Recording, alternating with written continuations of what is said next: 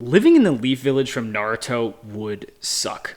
Over its history, it has been invaded and partially destroyed like half a dozen times by giant snakes, aliens, more than once, a giant fox, and even 6 guys who actually turned out to just be one guy, and now technically Boruto. Suffice to say, Konoha, despite being supposedly a hidden village, is quite prone to be the center of the ninja world when it comes to those wishing to conquer or destroy it. Up to this point, it's managed to stop or at least recover from all of these invasions, but what if invaders from another universe arrived looking to conquer Konoha? As we have already recently talked about Vegeta and Nappa, let's go over a different squad of Saiyans who also has a long history of conquering and taking over planets. So, what if Team Bardock invaded Konoha? When discussing topics involving Bardock scaling, there is the unfortunate fact that Bardock has multiple different versions and interpretations that all have at some point been released in official media. To put it simply, there is Z Bardock from the original era of Dragon Ball Z that we see in his special and a single manga panel, the manga version of Super Bardock who appears in Dragon Ball Minus in the Granola arc,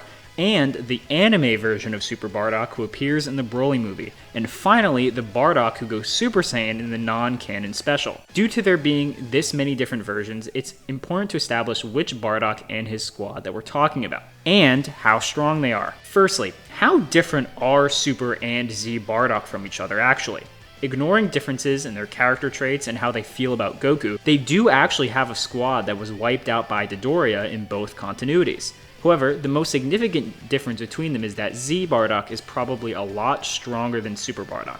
And for this reason, we will be using Z Bardock for most of this video. While Super Bardock seems to have a unique Saiyan ability that let him overpower Gas, unfortunately this version of Gas does not have any known level of strength and is completely different from the one who shows up decades later in the Granola arc itself. Meanwhile, Z Bardock is stated both in the Daizenshu and in his special to have a power level around 10,000, making him even stronger than base Goku was during the Saiyan saga.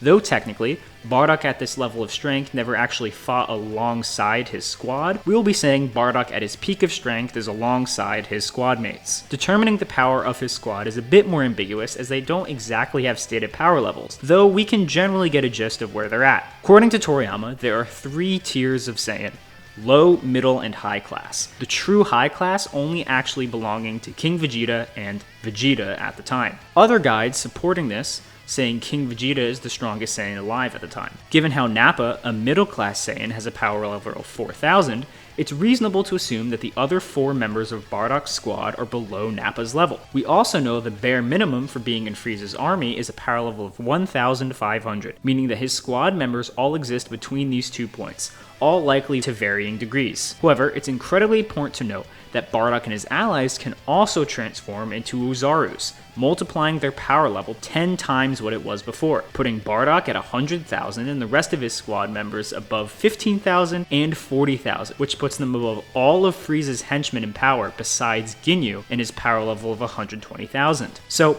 how strong is this? Almost perfectly, Bardock's level of 10,000 has been stated as sufficient enough to destroy a planet in Dragon Ball. Based on the fact that vastly weaker characters can destroy moons, it's likely that this statement means that it's enough to destroy really any planet.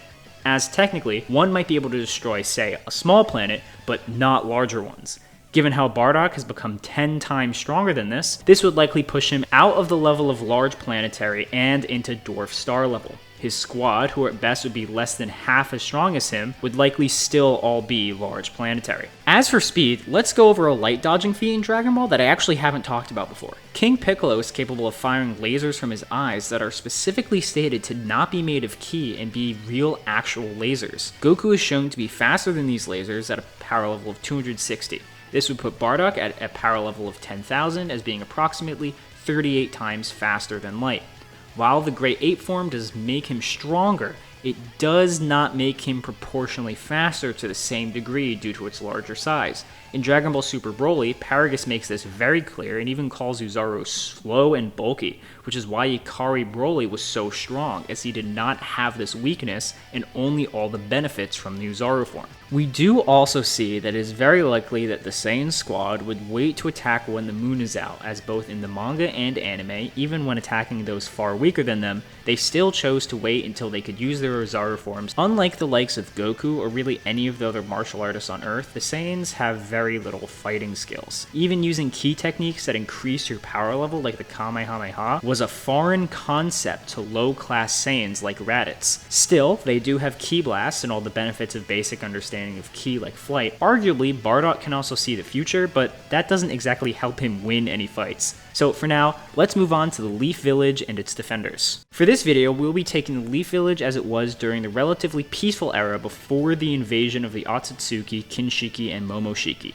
You can think of Team Bardock as essentially replacing these two in the story. While the Leaf Village certainly has a lot of strong people like Sakura, Shikamaru, and maybe Lee, none of these guys are deemed strong enough to help out against Momoshiki when Naruto was kidnapped. At least not more than the Kage from the other villages. Of course, in this scenario, they would not be around anyways. So really, the only two relevant people to defend the Leaf at this point are Naruto and Sasuke. So let's go over their scaling and the abilities they have at their disposal. Now, attack potency is incredibly controversial in Naruto, and it seems a lot of people still believe that Naruto and Sasuke both cap around moon level based around the events of the last and its shenanigans with cutting the moon in half and stuff. But there are simply better feats in the series that Naruto and Sasuke scale over. Now, there are a lot of statements that people use to argue that Naruto is a planet buster. Statements like Kurama being able to turn the world to ash, or that his Biju Bomb has earth-shattering power. If you want to use these statements and just say they're planetary, be my guest. But there are interpretations that this is actually just figures of speech, or just saying Kurama is capable of wiping out society.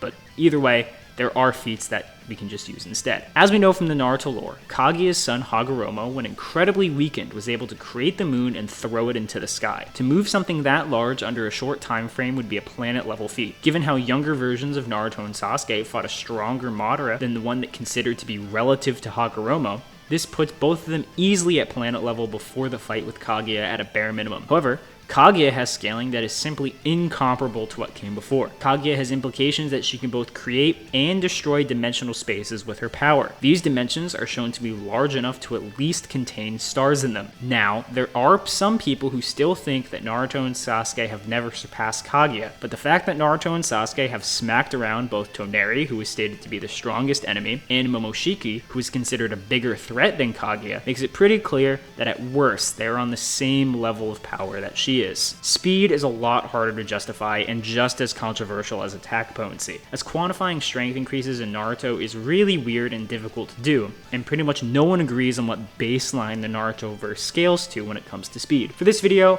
we'll just be going off the most blatant feat, which is Naruto dodging the Light Fang, but you can arguably use stuff like the Laser Circus or even Haku's Mirrors if you want to. Either way, this would put adult Naruto and Sasuke somewhere between faster than light to massively faster than light, depending on how early you think they become light speed to begin with. As for abilities, Naruto and Sasuke have so many powers between them, from shadow clones, to cell-cutting Rasen Shurikens, to their durability negating Sage Mode attacks, to Amaterasu, to teleportation, to Susanoo, to Kurama avatars, to Tail Beast Bombs. So, that being said, who wins this? To put it simply, the only category the Saiyans have a major advantage in is maybe speed, as while they might technically have more members, Naruto can instantly turn into several hundred Narutos that are all identical to him at any time, and instantly swap who has more on their side.